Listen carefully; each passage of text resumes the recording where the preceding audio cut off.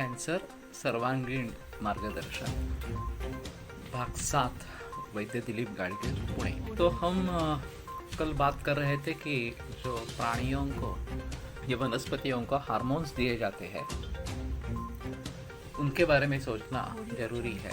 खास करके ऑक्सीटोसिन करके जो हार्मोन दिया जाता है तो दूध बढ़ाने के लिए कारीगर होता है और संकरित गाय या भैंसों के लिए इसका काफ़ी इस्तेमाल होता रहता है। लेकिन सिर्फ वही नहीं, लेकिन वनस्पतियों के लिए भी, फसल के लिए भी ये दिया जाता है और उसके परिणाम अभी उन्होंने ज़्यादा कुछ उसके बारे में अध्ययन नहीं किया गया है। लेकिन अभी जो अर्ली मेनार्क हो रहा है कि बहुत ही जल्दी ये मासिक धर्म, मासिक स्राव शुरू हो जाता है, वो 12वें बरस में होना नैसर्गिक है। लेकिन 11वें, 10वें या 9वें या 8वें बरस में भी अभी मासिक धर्म शुरू हो जाता है। तो ये सब इन प्रकार के हार्मोनल इम्बैलेंस का नतीजा इस प्रकार का है। तो ये एक अलग चीज़ रहेगी कि इसका भी ये कारण है और बाकी भी बढ़ता हुआ स्ट्रेस, मानसिक तनाव, ये भी एक अहम कारण है।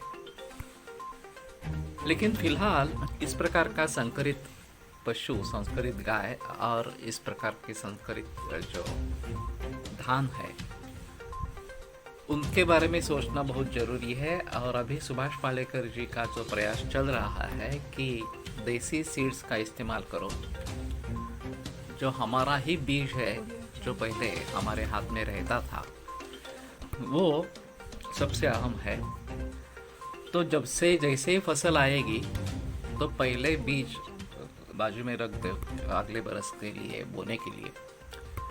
उसका एक पारंपरिक तरीका है, उसका प्रयोग होना चाहिए। और फिर ये अगर देसी सीड्स का उपयोग करते हैं तो केवल गोमय या गोबर, गोमूत्र वगैरह का इस्तेमाल करके हम अच्छी फसल ले सकते हैं। ये केमिकल पेस्टिसाइड्स की ज़रूरत नहीं है।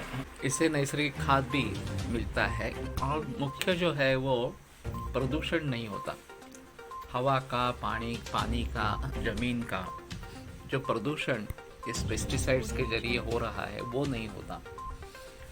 और वैसे देसी सीड्स का उपयोग करने से उसकी प्रतिकार शक्ति अच्छी रहती है। अगर बारिश कम हुई, ज़्यादा हुई या अचानक और कुछ मुसीबतें आ गई तो भी ये टिकने में काफ़ी कारीगर इस प्रकार की होती है। और सबसे अहम मुद्दा है कि खर्चा कम हो जाता है। उनका 0 बजट फार्मिंग ऐसा है, तो बीज का भी खर्चा नहीं, पेस्टिसाइड्स का भी खर्चा नहीं, या इस प्रकार के जो अनैसर्गिक खाद जो बोलते हैं फर्टिलाइजर्स, उनका भी खर्चा नहीं। सिर्फ खर्चा जो है वो कष्ट का इस प्रकार का है। और इससे ज़मीन की समृद्धि बढ़ती रहती है और लगातार हज़ारों बरस इस प्रकार से खेती होती आई है।